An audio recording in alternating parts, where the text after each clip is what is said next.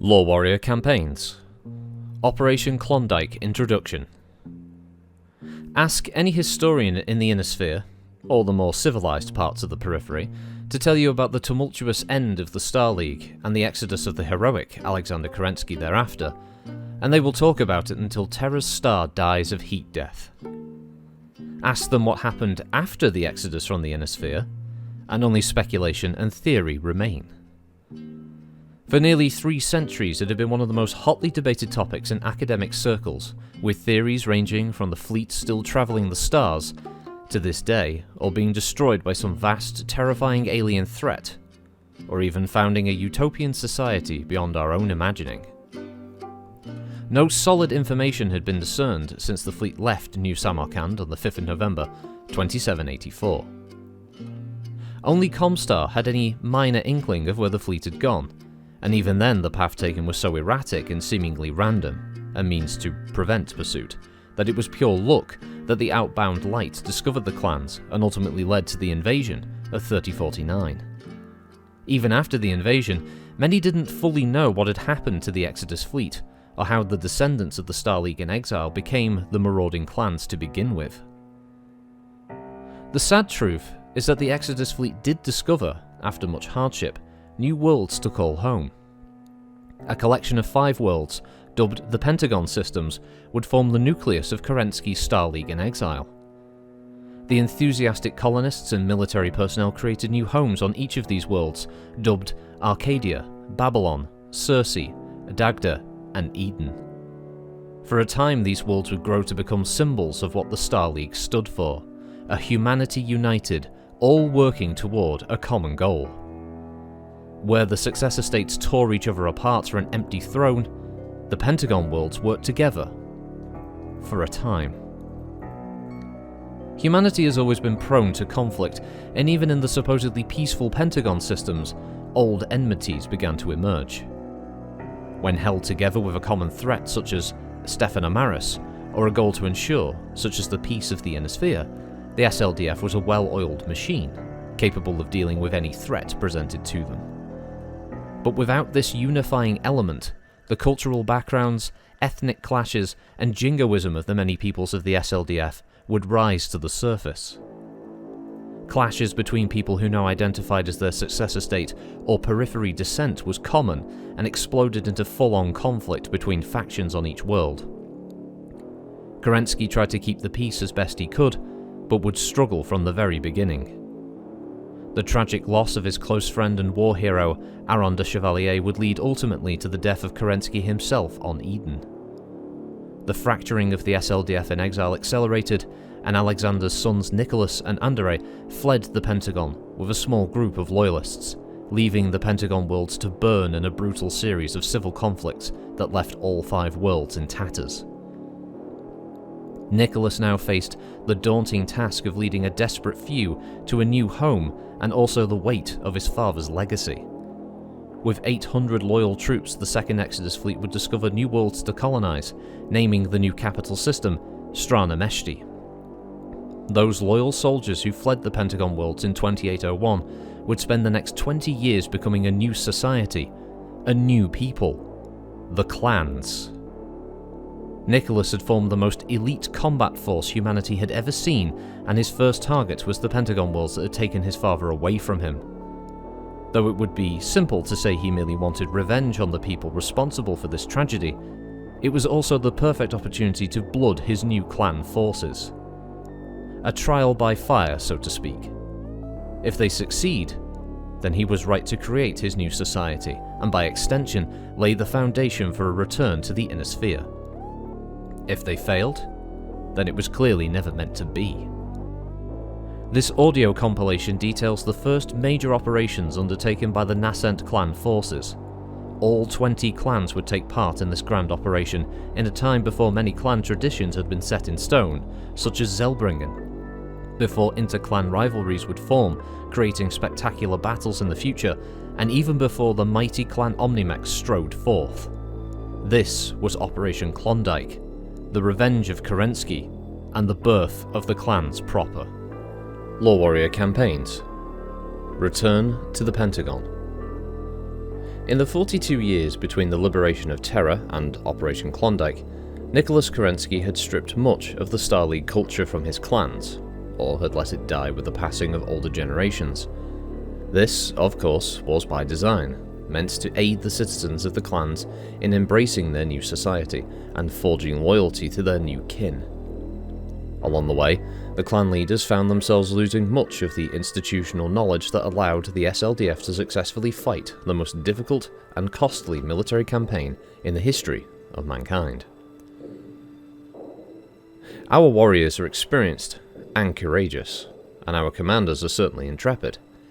It is in the realm of logistics where we continue to fail. In the process of creating this new society and transforming our military, I fear we have lost the experience we need to support our warriors as they fight this campaign. Khan Absalom Truscott, Personal Journals, 17th of April 2817. Khan Truscott wasn't wrong. The very nature of the clan military favoured youth and the warriors. There was no place for those who could not fight, whether due to debility or training. The era of generals and war commanders, those who had the decades of experience required to successfully lead entire armies into battle, was nearly over. While the average age of a clan warrior in those first years was approximately 38, and every year thereafter this would continue to decrease until the middle of the Golden Century, when it stabilised between 22 and 24, even the oldest warriors, typically the Khans and their senior lieutenants, were at most battalion and regimental commanders during the last real war. Several of these officers went on to become generals or admirals in the post-Exodus era, but with no wars and no major deployments to exercise the system, these leaders never gained the skills they would need to win a war. Worse, the very logisticians they would need to keep their warriors fed and armed were cashiered from service, ultimately becoming merchants and technicians within the clans. Fortunately, there were still some individuals that the clans could call upon, though relatively few would heed their advice. Alone in the dark. Logistics was only one of Khan Truscott's worries as he and his groups formulated Operation Klondike.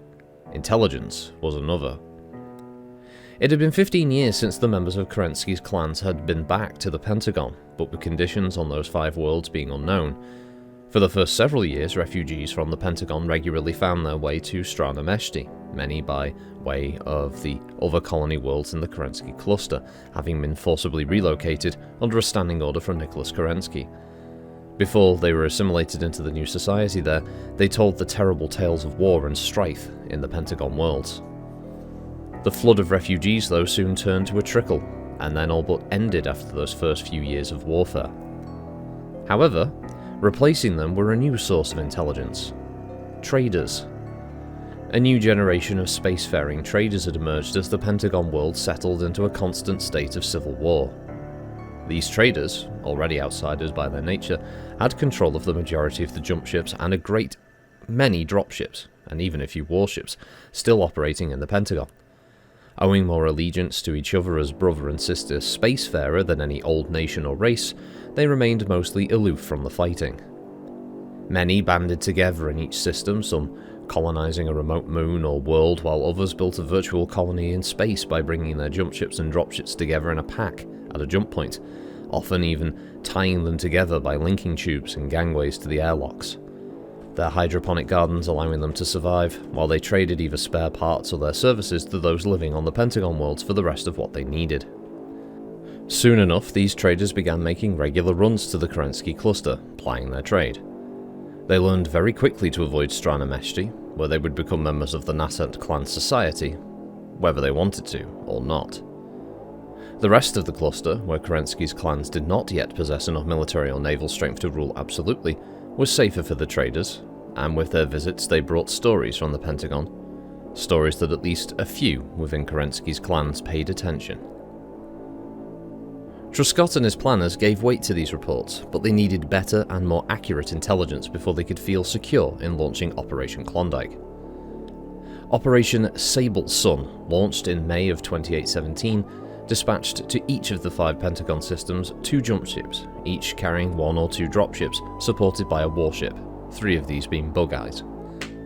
Specially equipped with electronic surveillance packages, these jump ships jumped into the furthest reaches of the Pentagon systems, well away from the standard jump points, and spent weeks sitting motionless, passively surveying each system visually and electronically.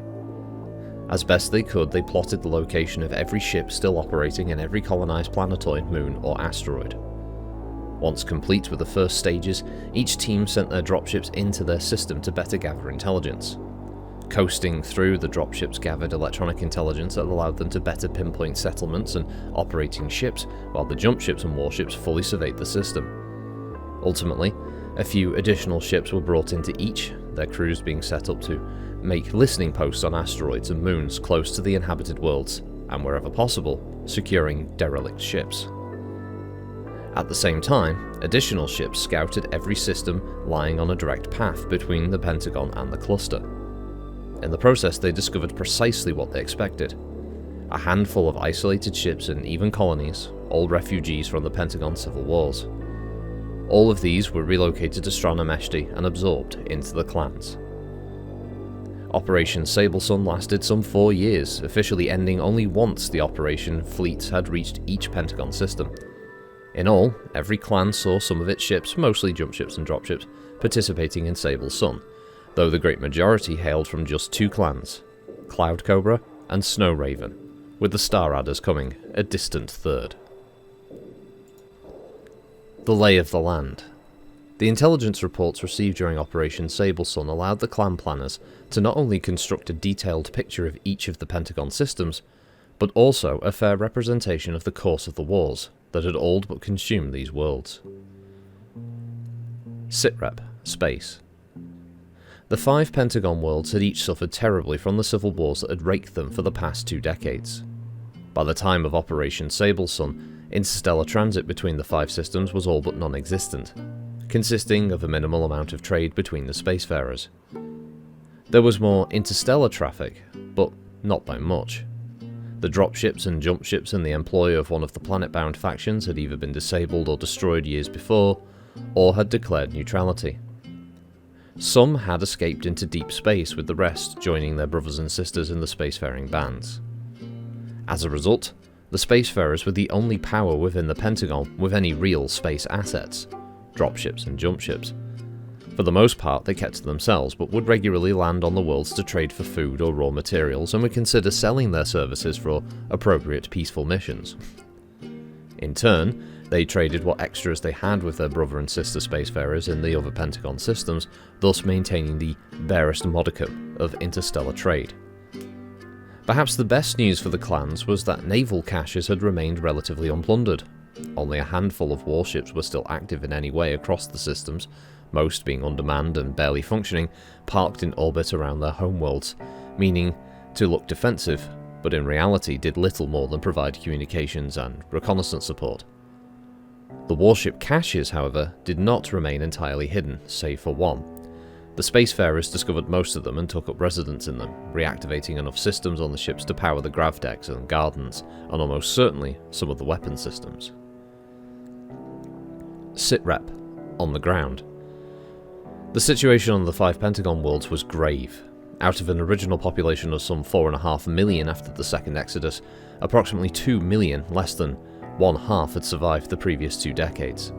Many were killed in the bloodily vicious first year of fighting, while the rest fell prey to either the next 18 years of fighting or the planet's dangerous ecosystems. Industry was all but erased from the worlds, as was technology, which became both target of military action as well as the chosen commodity of exchange. With no central government to take care of them, the majority of these survivors banded together, pledging loyalties to a warlord who could protect and feed them. Herding, fishing and farming were the primary industries that remained, and also the ones that kept the survivors alive, but only barely. Some trade existed between friendly or otherwise allied groups, but by and large, marauding and pillaging was the key to survival for all but the most well-off groups. Those in power typically seized and retained that power with relatively few battle mechs and tanks that survived the initial years of the war. Having long ago lost the ability to manufacture new units or spare parts, the Pentagon survivors kept their war machines operating as much through jury-rigged repairs as prayer. Still, the deplorable situation in the Pentagon worlds was slowly turning around. The untempered warfare of the first years had long given way to raiding and simple posturing, a few major factions were growing on each world, bringing more and more tiny fiefdoms under their banner of a larger and more prosperous group. Roving gangs and marauders had become the most significant threat, supplanting the battles common between nationalistic groups a decade prior.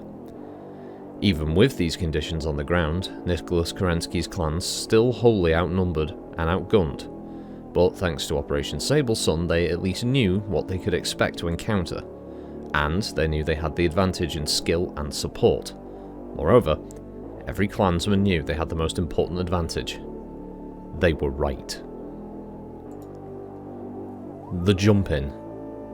Were it not for the spacefarers, Kerensky's clans would have few concerns with entry to the Pentagon systems and grounding. While Operation Sable Sun had shown that the spacefarers had little contact with the ground-based factions and no real loyalty to them, they still represented a major variable in the campaign planning, a factor that the clans would have to deal with in each of the 5 systems. Arcadia. As with each of the other Pentagon systems, was home to several space-based enclaves of jump ships and dropships. In the case of this system, the spacefarers had built communities at both standard jump points, but they also established a community among the ships the SLDF had mothballed in the naval cache established in orbit around the system's 4th world. The plan to deal with the spacefarers was simple. The enclaves at each jump point consisted of jump ships and dropships grouped together for self-defense, but no warships, and no security patrol. A group of clan jump ships carrying a squadron of assault dropships all led by a single warship entered the system at each jump point and surrounded the enclaves. A number of dropships and jump ships at each point attempted to escape, though most capitulated after seeing a few warning shots fired across their noses or even slamming into their engineering spaces. 5 jump ships managed to execute emergency jumps, 3 to the other jump points in the Arcadia system, and 1 each into the Babylon and Eden systems, jumping into points already controlled by the clans. All 5 had no choice but to capitulate. A force of arms. Khan Absalom Truscott left nothing to chance when it came to the Arcadian naval cache. 4 clan warships and 16 combat drops converged on the cache, landing boarding parties and immediately targeting the bridges and engines of any ship that either fired up its active sensors or attempted to maneuver out of the cache. The battle for the Arcadian cache lasted 11 minutes, during which time 5 cache ships were disabled while 1 managed to fire a naval autocannon barrage, missing with all but 1 shell. It took 2 more days to completely secure the entirety of the cache, but the primary threat was neutralized within the first 15 minutes. At H+6 hours, 2 of the warships assigned to neutralize the cache, as well as the 2 warships tasked to the jump point, all jumped into pirate points in orbit over Arcadia to address the 2 rebel warships assumed to be defending the planet. The rebel ships remained in orbit as 2 clan warships approached each. Though both signalled warning challenges to the inbound clan ships, the Texas-class Perth surrendered as soon as the clan gunnery crews fired bracketed warning salvos. Clan technicians that later boarded the ship reported that only a few of the ship's weapons remained functional. That left the Riga-class destroyer Admiral Schörner, which initially signalled surrender but then destroyed the dropship assigned to deliver the boarding party, breaking orbit in the process and manoeuvring for shots on the clan warships. The Admiral Schörner landed several hits on the clan ships but could never close enough or manoeuvre to bring its naval autocannon to bear. The 2 clan warships made quick work of the Schörner, whose crew refused to surrender. The ship's burning and decompressing hulk fell into Arcadia's atmosphere, the pieces of which that survived re-entry falling in a 1,200-kilometre wide region of the planet's southern oceans. Even 2 centuries later, the occasional remnant of the Schörner turns up along the shoreline or in a fisherman's net. Babylon. Babylon posed perhaps the greatest naval threat to the invading clans. Not only was this system home to the largest naval cache established by the SLDF 2 decades earlier, it also possessed the largest and most active contingent of spacefarers of any of the Pentagon systems. Babylon 6, colloquially known as Sinclair to the natives of the system, with its 7 moons, was the focus of a relatively sophisticated resource extraction operation. The world was rich with ice, which the spacefarers needed both as water and as well to convert to oxygen and hydrogen. They'd also taken over several grounded mining and industrial dropships, using them to extract and process ores, most of which they traded away for the food and other resources they needed. Unfortunately for the clans, this activity meant that the Babylon system was relatively busy with dropship traffic, and their jump-in was very likely to be detected. On the other hand, an intrepid Cloud Cobra shuttle pilot had managed to insert unnoticed a small boarding party into the naval cache, hidden away within the asteroid field circling the fifth planet several months ahead of the invasion, giving the clans an extraordinary opportunity to observe the spacefarers' operations and plan the assault to take the cache. Cloud Cobra Sarkhan Rafe Cardan took charge of naval operations in the Babylon system, commanding a combined task force of ships hailing from his own clan, as well as clans Ice Hellion and Sea Fox. Clan Coyote contributed only support in the form of a few stars of infantrymen. Sea Fox Star Commander Hintra Solomon and Ice Hellion Star Commander Broda Montos each led squadrons tasked with pacifying the spacefaring enclaves at the two jump points. As with the actions in the Arcadia system, the sudden appearance of the squadrons, coupled with a few well-placed shots, cowed the majority of ships. Only a handful of jump ships executed emergency jumps, and all but 3 to jump points in the Pentagon system, already controlled by clan ships. Sheridan's Battle. Star Captain Brucalta Sheridan led the strike on the Babylon 6 mining colony. Commanding the Aegis-class Inquisitor, his warning shots sent the spacefarers scrambling. With ships both on the surface of the planet and in orbit to contend with, his crews were quickly overwhelmed with targets. He dispatched his squadron of dropships to chase down what ships they could, while the Inquisitor, on station over the mining colony, contended with the rest. Unfortunately, the Inquisitor's crew had placed 2 of the ship's warning shots too close to the mining colony, partially collapsing its underground structures and throwing the survivors into a frenzy. Every dropship remaining in orbit and more than a dozen on the ground that fired up and blasted into space targeted Sheridan's warship with everything they could. Initially, Sheridan instructed his gunnery crews to simply disable the opposing dropships, but soon enough they were overwhelmed and he ordered all weapons free. The Inquisitor's heavy naval autocannon arsenal opened up and made short work of the spacefarers' dropships. After 2 incoming ships were destroyed, the smashed clouds of debris discouraged many of the survivors, but not all of them. One ship slipped in close and severely damaged the Inquisitor's maneuvering thrusters before it was destroyed. A second ship, a fully loaded ore carrier, came in almost immediately after. Though the Inquisitor disabled it, it didn't completely destroy it, and more than 10,000 tons of dropship and ore slammed into the flank of the Inquisitor, all but breaking the warship's back. With atmosphere, fuel, and even crew venting into space, Sheridan's gunnery crews nevertheless continued firing, destroying or cowing the rest. The ship's undertrained and inexperienced damage control crews were unable to keep up, however, and after calling in the Naval Reserve, Sheridan ordered an evacuation. The Naval Reserve secured Babylon 6 and sent their own damage control teams to the Inquisitor, their efforts saving the ship, though it would be decades before the clans would be able to repair it and return it to service. But no more than 200 crew members were killed in the attack. Opening the cache. From the intelligence gained during Operation Sable's Sun, especially from his agents operating in the cache itself, Sarkhan Cardan knew that the spacefarers had set no defences or sentry patrols protecting the Babylon naval cache. Nevertheless, many of the ships in the cache had people living and working on them, and at least some of their sensors were active. Moreover, the team operating in the cache had already disabled several weapons turrets that could have been quickly manned and made operational. With more than 100 vessels, warships, jumpships and dropships sitting within the cache, many tethered to one another, or the central station with umbilicals and flexible gangways, or in the case of the dropships, docked with one of the larger vessels, the residents had the ability to move quickly between ships and activate one. Cardan, leading this action himself, pursued a 2-pronged approach with the cache. First, his agents already operating there would cause as much confusion and disable as many sensor systems as possible. Second, his squadron would jump in and insert as many troops as possible into the cache and its ships. At first, the operation went as planned. The Cloud Cobra team managed to cut power to more than a third of the active ships in the cache and confuse the rest with high-powered jamming from 2 different vessels. They even managed to cut off a few of the more populated ships from the rest, ultimately prompting surrender without a shot fired. The few dropships that managed to cut loose and attempt to make a break for it were stopped cold by the appearance of Cardan's squadron burning in from 2 different local pirate points.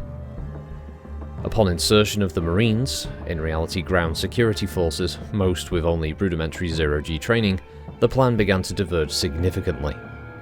Cloud Cobra, Ice Hellion and Sea Fox troops all stuck largely to the plan, but the troops sent by Clan Coyote, drawing upon the fervour for conquest and glory instilled by their leader Khan Dana Kufal, and seeing this as their opportunity to seize glory, began challenging every spacefarer they came into contact with.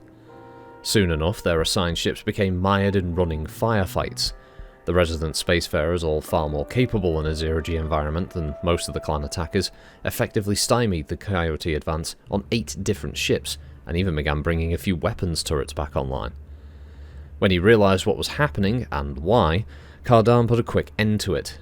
A few well-placed shots from the Mechana-class Second Coming put a quick end to the reactivated turrets, giving Cardan the emphasis he needed when he led a hand-picked team of experienced zero-G troops into the beleaguered ships. He ordered the Coyotes out, leaving those that wouldn't heed his orders to their own fate with the spacefarers. He secured the embattled vessels himself, relying on the threat of superior firepower at his disposal as much as his own intimate knowledge of the ship's systems to convince the residents to surrender. It only took one ship's refusal and a fusillade of naval PPC fire that incinerated the vessel, including the few Coyote Marines still on it, to convince the rest of the cache to surrender peacefully. Moreover, for the clans fighting on Babylon itself, these were not the only troubles that they would encounter while fighting alongside the warriors of Clan Coyote. Fox Hunt. With the 4 primary naval targets in the system secured, the clan naval resources could turn to pacifying the rest of Babylon's system. Sarkhan Cardan jumped to the target world to rejoin the bulk of his clan, leaving responsibility for the cleanup to the captains tasked with his duty, one that was beneath the station of a named warrior to even command. While technicians and security personnel surveyed each captured ship and began transporting their surrendered charges to a staging area in the Babylon 6 mining facility, clan warship and dropship captains began hunting down one by one the ships that had gotten away or were otherwise in transit within the system. One of the jump ships and near 24 dropships that had gotten away were eventually taken and claimed by the clans, though at least 2 jump ships and 4 dropships escaped the Babylon system, and were never accounted for in clan after actions reports. Fox Hunt. With the 4 primary naval targets in the system secured, the clan naval resources could turn to pacifying the rest of Babylon's system. Sarkhan Cardan jumped to the target world to rejoin the bulk of his clan, leaving responsibility for the cleanup to the captains tasked with this duty, one that was beneath the station of a named warrior to even command. While technicians and security personnel surveyed each captured ship and began transporting their surrendered charges to a staging area in the Babylon 6 mining facility, clan warship and dropship captains began hunting down one by one the ships that had gotten away or were otherwise in transit within the system. One of the jump ships and nearly 24 dropships that had gotten away were eventually taken and claimed by the clans, though at least 2 jump ships and 4 dropships escaped to the Babylon system, and were never accounted for in clan after action reports. Circe. The Babylon system may have posed the greatest potential naval threat, but Circe was certainly the best defended. The spacefarers had created 2 deep space enclaves for themselves, one around the system's zenith recharging station, and the other 32.5 degrees off of the system's orbital plane, and some 1.5 billion kilometers distant from the system primary. Each were defended by a pair of warships. An unknown number of spacefarers had also inhabited the system's naval cache, which still contained less than a third of the ships that had originally been mothballed there 2 decades earlier. Just as Sarkhan and former SLDF Admiral Rafe Cardan had assumed responsibility for naval operations within the Babylon system, Snow Raven Khan and former Admiral Stephen McKenna himself stood in oversight of naval plans for Circe. He also took charge of the mightiest of the clan naval task forces utilised in the Pentagon campaign. Circe Outposts. Unlike most other spacefarer enclaves, the Circe settlements were not only larger and more organised, they were also more sophisticated and better trained. The Circe enclaves attracted more and more converts every year, precisely because their level of organisation also brought a fair amount of prosperity. As the clans would later discover, that prosperity was due to more than just what the spacefarers had built within the Pentagon. A Congress and Quixote stood post at Circe's zenith point, though the Quixote had remained docked with the recharging station during the entirety of Sable's Sun. Still, the two ships represented a challenge, one met by McKenna in the form of his namesake, the McKenna-class James McKenna, and the Cameron-class Admiral Gerda Cameron, plus a squadron of combat dropships. Both clan warships jumped into point-blank range of the Congress, and despite the clan's strong showing, the Congress attempted to put up a fight, or, as it actually turned out, to delay the clan ships enough for the residents of the Enclave to escape. Despite sustaining multiple crippling hits to its engineering and command decks, the Congress fought as best it could, destroying 7 dropships and even scoring a few hits on the clan warships before succumbing to the fire levelled at it. At the same time, dozens of Spacefarer dropships and a number of jump ships all went active at the same time, each setting out in different directions. This gave the Quixote the cover it needed to cut loose from the recharge station and jump away. Eventually, the Quixote would become a central figure in the Battle of the Pentagon Run. With the Congress destroyed and the Quixote escaped, it was only a matter of time before the rest of the spacefaring ships were captured. A number of jump ships jumped away, all but 3 being captured upon jumping to other clan-held jump points, but the rest of the ships were taken, 3 via force. The Spacefarers at Outpost 1, as they called their other enclave, were no less prepared for action, though far less able to act.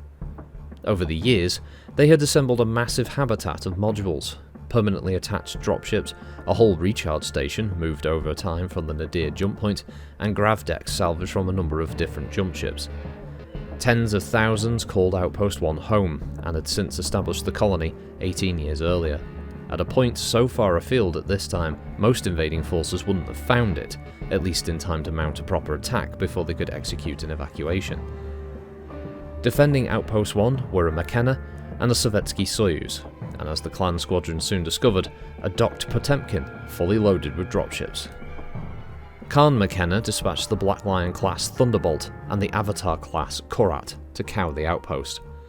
As with their comrades at the zenith point, the 2 sentry warships moved to intercept the invaders, while numerous dropships and jump ships attempted to make a retreat.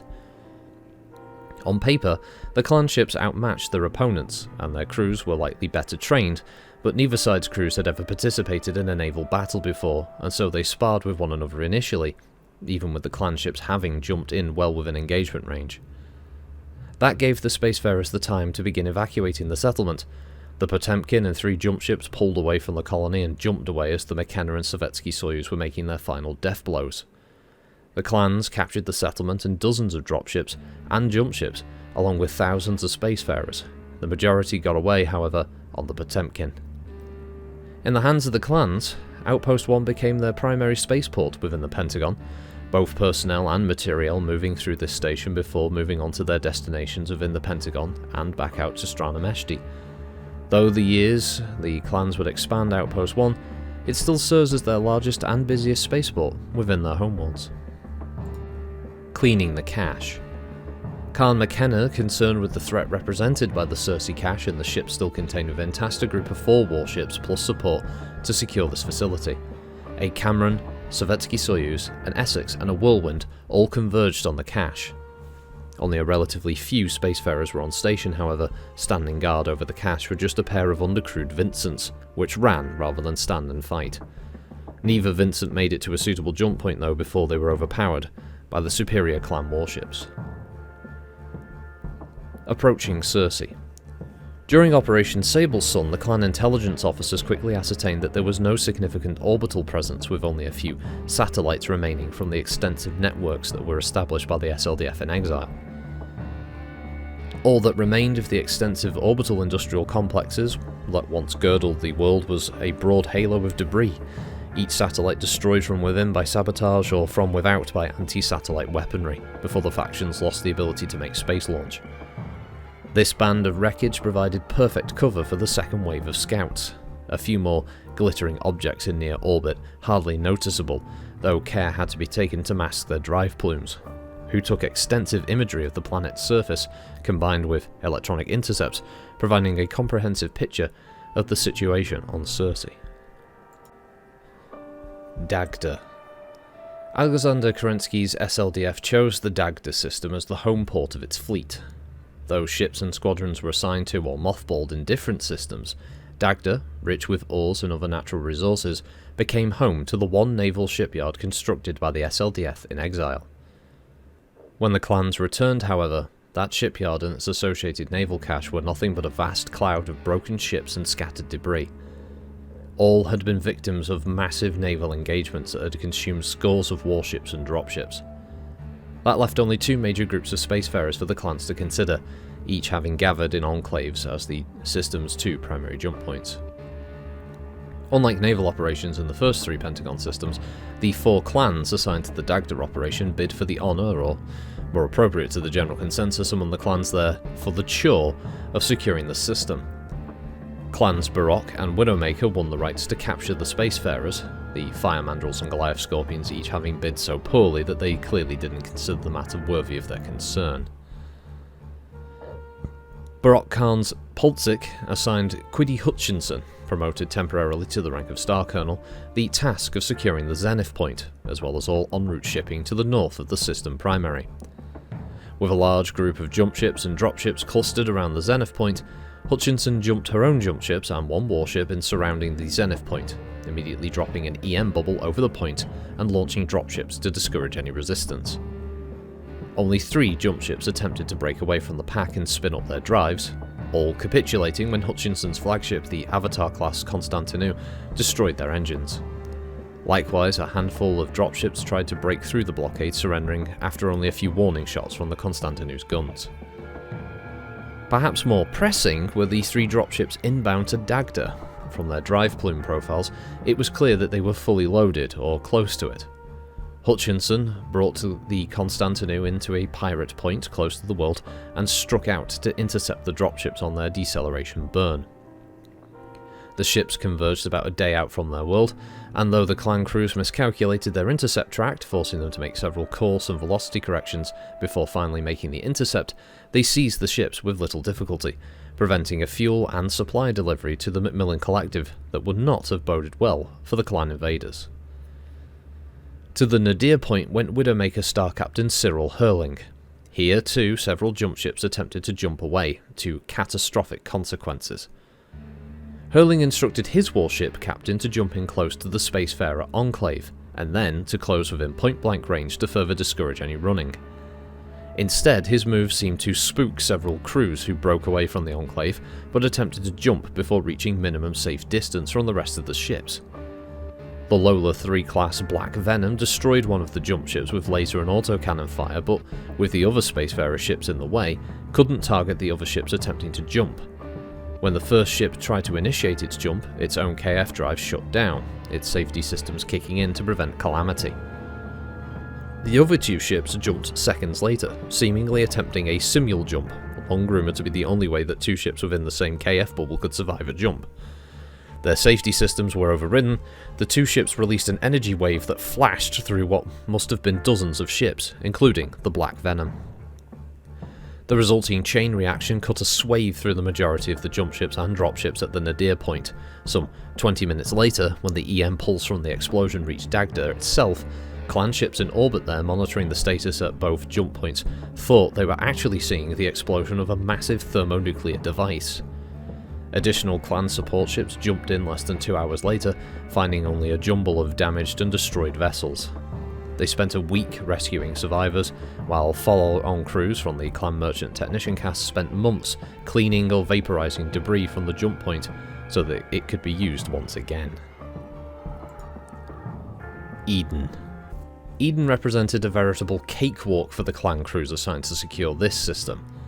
Operation Sable Sun had shown that the Eden SLDF naval cache had apparently remained undiscovered by the Spacefarers, hidden as it was within a massive series of caverns within one of Eden 2's smaller moons, really little more than a large asteroid that Eden 2 had captured in an erratic orbit.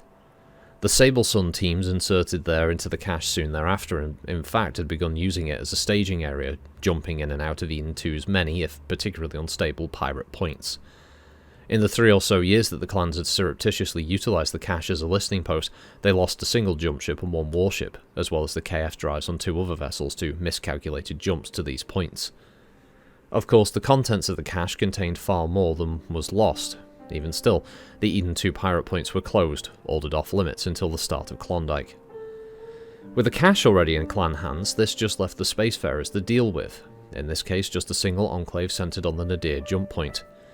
As with most of the other enclave operations, Eden's fall was just after a few warning shots from the group of coalition clan ships. 5 jump ships attempted an escape, 3 completed jumps to other points within the Pentagon and were ultimately captured, 1 aborted its jump or had its KF drive fail and was boarded. The 5th jumped away just as a shuttle carrying a clan boarding party was approaching. The ship was discovered years later in a system 17 light-years away, with no survivors, its KF drive disabled during an obvious battle between the clan boarders and the ship's crew. Pentagon Run. The Battle of the Pentagon Run was really a series of small running clashes between the clan's nascent navies and the spacefarers that had managed to successfully escape the Pentagon.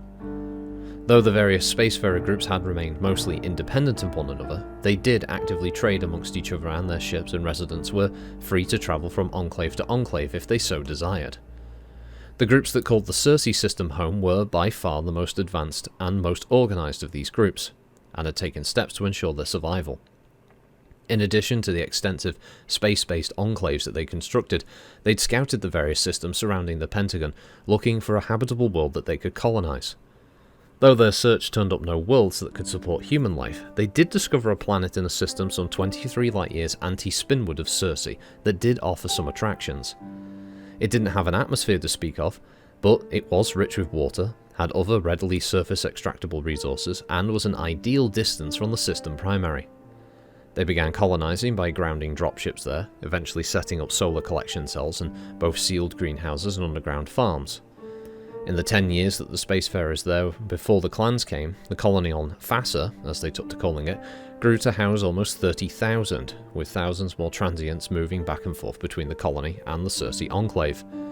Security surrounding Fassa was tight. Only a select number of captains knew the colony's precise location, and even the spacefarers didn't talk to those outside of the enclaves about the world. When the clans appeared in the Pentagon, a number of ships jumped to Fassa, including the majority of those that escaped Circe. The appearance then of the Potemkin signalled the end of this lifestyle. They knew the invaders would probably be looking for them sooner rather than later. It took months, but the spacefarers secured as much as they could and began lifting off from Fassa, while other ships started scouting a safe route into deep space where they could try and start over again, in effect initiating a third exodus. It didn't take long for their ships to run afoul of clan naval patrols, though considering the fractured nature of the clans even in those early years, it was weeks or sometimes months before word of one clan sighting made it around.